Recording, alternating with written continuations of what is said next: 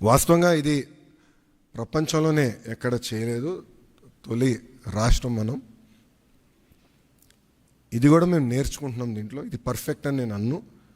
Load testing అన్నీ చేసాం, ఇంకా నేర్చుకోవాల్సిన అవసరాలు చాలా ఉన్నాయి మాకు. ఎక్కడన్నా ఆంధ్రుడు వచ్చి లాగిన్ అయ్యి ఎక్కడన్నా ట్రాన్సాక్షన్ ఆగిపోతే ఇమీడియట్గా మేమే తిరిగి ఫోన్ చేయాలని నిర్ణయం తీసుకున్నాం. ఎక్కడ ఫెయిల్ అయింది, ఎందుకు ఫెయిల్ అయింది, సిస్టంలో లోటుపాట్లు ఏమున్నాయి అని మేము తెలుసుకుంటాం జరుగుతుంది. ఈ సిస్టమ్ని మెరుగుపరుచుతాం. అంతేకాకుండా ఇప్పుడు రియల్ టైం గవర్నెన్స్లో కూడా ఇంటిగ్రేషన్ ఆఫ్ డేటా అన్ని డిపార్ట్మెంట్స్ నుంచి జరుగుతుంది. అన్ని డిపార్ట్మెంట్స్ డేటా తీసుకొచ్చి ఒక డేటా లేక్ క్రియేట్ చేసి సీమ్లెస్ సర్వీసెస్ ఆంధ్రులకి అందించాలని లక్ష్యంతో మన ప్రభుత్వం పనిచేస్తుంది. సో ఇది బ్రాడ్ ఎజెండా. ఇది గత 3 నెలలుగా టీమ్స్ అహర్నిశలు కష్టపడ్డారు. గత 15 రోజులుగా స్ట్రెస్ టెస్టింగ్ కానివ్వండి అన్నీ చేస్తాం జరుగుతుంది. ఇంకా ఫైన్ ట్యూన్ చేయాలనేది నాకు ఇంకా అర్థమైంది. ఇదొక జర్నీ, ఇది డెస్టినేషన్ కానే కాదు. ఇది ఇంకొక 6 నెలల్లో I believe we can bring out an ideal product. అంటే అన్ని సర్వీసెస్ ఏఐ వాయిస్ కలిపి ఒక 5-6 నెలలు పడుతుంది. ఇది ఫేజ్ 1 కింద లాంచ్ చేస్తాం జరిగింది. సో ఏదైతే నేను పదే పాదయాత్రలు చెప్పానో, ఏ హామీ అయితే నేను పాదయాత్రలు ఇచ్చానో దాంట్లో భాగంగా ఈ హామీ నేను నిలబెట్టుకుంటాం జరిగింది. ముందు ఇది స్ట్రీమ్లైన్ చేస్తాం. ఆర్టీజీలో కూడా నేను భాస్కర్ గారు కూడా క్లియర్గా చెప్పాను, citizen is our centre of universe. Citizen services మనం డెలివర్ చేయాలి, అతనుకున్న పెయిన్ పాయింట్స్ అన్ని మనం రిజాల్వ్ చేయాలని పదే నేను భాస్కర్ గారు కూడా చెప్తాం జరిగింది. ఆ దిశగా మన ప్రభుత్వం ముందరికి వెళ్తుంది. ప్రజలే చూస్తారు వచ్చే 6 నెలలు, సంవత్సరం లోపల ఎంత మార్పు వస్తుందనేది ప్రజలే గమనిస్తారని ప్రజలందరూ తెలుపుకుంటూ, ఇది మీరు ఒక్కసారి చూస్తే 36 డిపార్ట్మెంట్లని ఇంటిగ్రేట్ చేయాలి. సో ఇది చాలా కాంప్లెక్స్ ప్రాజెక్ట్. మొదటి విడతలో 161 సర్వీసెస్ లాంచ్ చేస్తున్నాం. మా టీం చెప్పొద్దన్నారు, బట్ నేను చెప్తున్నాను ఈరోజు, 2వ విడతలో 360 సర్వీసెస్ మేము లాంచ్ చేస్తాము. There is no debate, no discussion, we will launch. So ప్రజలకి ప్రభుత్వం మధ్యన ఇదొక ప్లాట్ఫామ్గా ఏర్పాటు చేసి రియల్ టైం సర్టిఫికేట్స్ వాళ్ళకి డెలివర్ చేసే బాధ్యత మన ప్రభుత్వం తీసుకుంటుంది.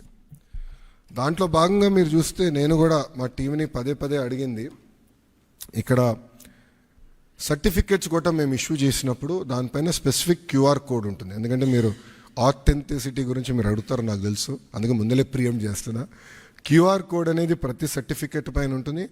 ఆ క్యూఆర్ కోడ్ స్కాన్ చేస్తే ఏపీ గవర్నమెంట్ వెబ్సైట్కి లింక్ వెళ్తుంది. ఆ ఏపీ గవర్నమెంట్ వెబ్సైట్ పైన క్లియర్గా సర్టిఫికేట్ పైన ఉండాల్సిన పేరేంటి, వివరాలేంటి వెబ్సైట్ పైన కనపడుతుంది. సో ఎవరు ఫేక్ సర్టిఫికేట్లు జనరేట్ చేసేదానికి అవకాశం ఉండదు. అది బ్లాక్ చైన్ పైన కూడా తీసుకురావాలని మేము నిర్ణయం తీసుకున్నాం. అది కూడా త్వరలో రిలీజ్ చేస్తాం.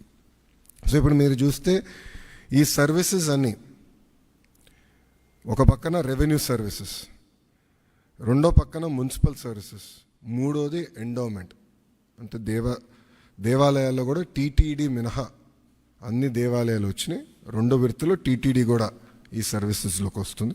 దేవుడు ఆశీస్సులు ఉంటే ఈ సర్వీసులోకి వస్తుంది. అంతేకాకుండా ఇప్పుడు సెలెక్షన్ నంబర్కి వెళ్ళి సెలెక్షన్ ఉంటుంది, మీరు సెలెక్ట్ చేయాలి. నెక్స్ట్ ఫేజ్లో ఏఐ బాట్ మేము అమలు చేస్తాం. సింపుల్గా మీరు వెళ్ళి నాకు బస్ టికెట్ ఈ ఊరు నుంచి ఈ ఊరికి రావాలంటే సింపుల్గా డన్, ఇది ప్రైస్, మీరు డబ్బులు కట్టండి bus ticket will be issued. అట్లా ఏఐ బాట్ పెట్టాలని మేము నిర్ణయం తీసుకున్నాం. 2వ విడతలో చేద్దాం అనుకున్నాం. అంతేకాకుండా వాయిస్ కూడా, అంటే ఇంగ్లీషే కాకుండా తెలుగు భాషలో కూడా డైరెక్ట్గా చెప్తే సిస్టమ్ రెస్పాండ్ అయ్యే విధంగా చేయాలని మేము నిర్ణయం తీసుకున్నాం. మీరు చూస్తే ఇప్పుడు అందరి జోబులో, ప్రతి ఇంట్లో ఒక స్మార్ట్ ఫోన్ ఉంది, అందరి జోబులో స్మార్ట్ ఫోన్ ఉంది. మా అంచనా ప్రకారం 60% మందికి స్మార్ట్ ఫోన్ అనేది ఈరోజు ఉంది. దాంట్లో ప్రధానంగా వాట్సాప్ అనేది అందరు ఇన్స్టాల్ చేసుకుంటారు. మీరందరూ కూడా వేలాది గ్రూపుల్లో ఉంటారు. నాకు కూడా ప్రభుత్వం పొరపాట్లు చేస్తే నాకు కూడా ఇక్కడున్న మీడియా మిత్రులతో సహా ప్రజలు కూడా మెసేజ్లు చేస్తాం జరిగింది. సో అప్పుడు నాకు వచ్చిన ఆలోచన అంటే యువగలం పాదయాత్రలోనే లేదు, వాట్సాప్తో వర్క్ చేయాలి, అదొక ప్లాట్ఫామ్, అందరు వాడే ప్లాట్ఫామ్ అని ఆలోచించి నేను సంధ్య గారికి మేము అవుట్రీచ్ చేసి కలిసిన తర్వాత ఒక ఇనిషియల్ డిస్కషన్ అయిన తర్వాత వాళ్ళు ఏమన్నారంటే ప్రపంచంలోనే ఎక్కడ ఇన్ని సర్వీసెస్ ఒకేసారి ఒకే ప్లాట్ఫామ్ మీద తీసుకురాలేదు, బిట్స్ అండ్ పీసెస్ వచ్చినాయి. సో ఆర్టీసీ చేసి ఉండొచ్చు, లేదంటే మున్సిపాలిటీ చేసి ఉండొచ్చు, ఎవరు వాళ్ళు చేశారు. యాజ్ అ స్టేట్ ఎవరు చేయలేదు. ఇది వన్ ఆఫ్ ఇట్స్ కైండ్. మీరు చేయగలుగుతారా, అవుతుందా, మార్పు మీరు సిస్టంలో తీసుకురాగలుగుతారా అని నన్ను అడిగారు. సో అక్టోబర్ 22, 2024లో ఢిల్లీలో MOU ఒప్పందం కుదుర్చుకుంటాం జరిగింది. ఆ రోజు నేను ఛాలెంజ్ స్వీకరించాను. డిసెంబర్ నెలాఖరికల్లా లాంచ్ చేస్తామని నేను చెప్తాం జరిగింది. వాస్తవంగా ఒక నెల ఎక్కువ తీసుకున్నాం. సో 3 నెలలు 9 రోజుల తర్వాత అంటే MOU సంతకం పెట్టిన 3 నెలలు 9 రోజుల తర్వాత ఇది లాంచ్ చేస్తాం జరిగింది. మీ అందరు తెలిసిందే, యువగలం పాదయాత్ర చేశాను. 3132 కిలోమీటర్లు నేను నడిచాను. ఈ ఆలోచన నాకు యువగలం పాదయాత్ర నుంచి మొదలైంది. మీరు ఒక్కసారి కానీ మా స్పీచ్లు కూడా మీరు చూస్తుంటే, నా స్పీచ్ చూస్తుంటే నేను పదే చెప్పేవాడిని. ఒక బటన్ నొక్కితే భోజనం వస్తుంది, ఒక బటన్ నొక్కితే సినిమా చూస్తున్నాం, ఒక బటన్ నొక్కితే ట్యాక్సీ వస్తుంది, కానీ ఒక బటన్ నొక్కితే ఎందుకు ప్రభుత్వం మీ దగ్గరికి రావట్లేదు, ఆ ఛాలెంజ్ నేను స్వీకరిస్తున్నానని ఆనాడు చెప్పా. అందుకే ఈరోజు మన మిత్ర, ప్రజల చేతిలోనే ప్రభుత్వం, ప్రజల చేతిలో పాలన, మాది ప్రజాప్రభుత్వం, ఈ నినాదంతో ఈరోజు ఇది మేము ప్రారంభించడం జరుగుతుంది. యువగలం పాదయాత్రలో అడుగడుగున ప్రజలు ఎదుర్కొంటున్న సమస్యలు నేరుగా తెలుసుకునే నాకు అవకాశం కలిగింది. పొద్దున నేను బస్ దిగి పాదయాత్ర ప్రారంభించిన దగ్గర నుంచి మళ్ళీ తిరిగి బస్ ఎక్కే వరకు ప్రజలతో ఉన్న, కార్యకర్తలతో ఉన్న, నాయకులతో ఉన్న, ఊరు నుంచి ఊరు నేను నడిచేటప్పుడు కూడా అక్కడ ప్రజలతో మాట్లాడేవాడిని, లేదంటే కార్యకర్తలతో మాట్లాడేవాడిని, నాయకులతో మాట్లాడేవాడిని, వాళ్ళ సమస్యలు నేను తెలుసుకునేవాడిని. అది జరిగినప్పుడు నేను రైతుల్ని కలిసా, మహిళల్ని, విద్యార్థుల్ని, కుల వృత్తుల వాళ్ళని కూడా కలుస్తాం జరిగింది. వాళ్ళందరినీ కలిసినప్పుడు వాళ్ళు ఒకటే అడిగారు, పద్దాక మమ్మల్ని మా కాస్ట్ సర్టిఫికేట్ ఉందంటే ప్రతి ఇన్ని నెలలకు ఒకసారి మిమ్మల్ని ఎందుకు తీసుకోవాలి, ఇన్కమ్ సర్టిఫికేట్ ఉంది మళ్ళీ మేము అధికారుల దగ్గరికి ఎందుకు వెళ్ళాలి, పవర్ బిల్ చెల్లించాలంటే ఎందుకు సీమ్లెస్గా మేము చెల్లించలేకపోతున్నాం, లేదంటే ఆర్టీసీ టికెట్ తీసుకోవాలన్నా మేము బస్సు ఎక్కిన తర్వాత ఎందుకు తీసుకోవాలి, ముందర మేము ప్లాన్ చేసి ఎందుకు తీసుకోకూడదని పదే నన్ను అడగటం జరిగింది. ఇంతేకాకుండా మీరు చూస్తే గత 5 సంవత్సరాల పరిపాలనలో నేను అనేక సందర్భాల్లో సర్టిఫికెట్ రానికుండా చేసిన పరిస్థితులు చూసాం. అంటే అది చూసినది ఎందుకు అట్లా ఉండాలి. మీరు చూస్తే దుగ్గిరాల నియోజకవర్గంలో ఒక ఎంపీటీసీ గారు పోటీ చేస్తుంటే, దుగ్గిరాల మండలంలో ఎంపీటీసీ గారు పోటీ చేస్తుంటే సర్టిఫికెట్ ఆనాడు ఇవ్వలేదు, కావాలని బీసీ సర్టిఫికెట్ ఇవ్వలేదు.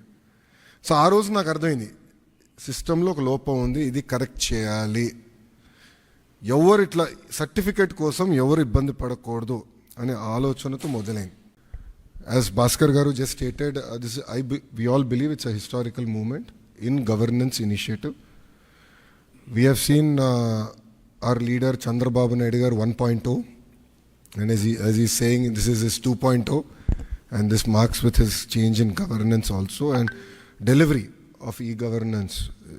I believe that this is a true transformation that we're going to achieve. Saying that, this is what we call the Manam Mitra. It's a WhatsApp governance initiative that's going to be launched by the government of Andhra Pradesh and Meta. It's here to deliver seamless, efficient, citizen-centric public service delivery. To this initiative, we believe that Andhra Pradesh is again at the forefront of e-governance initiatives. In the past, the entire nation used to look at Andhra Pradesh and what are we doing so they can adopt. I believe this is the first step in that direction. And from RTG, from IT department, you will be seeing more and more such initiatives coming.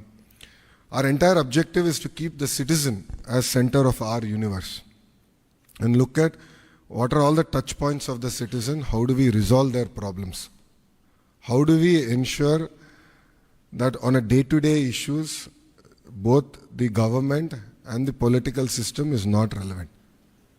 So to get basic documents, why should they come to a government office or why should they meet an MLA is a question, is a challenge that I have taken up.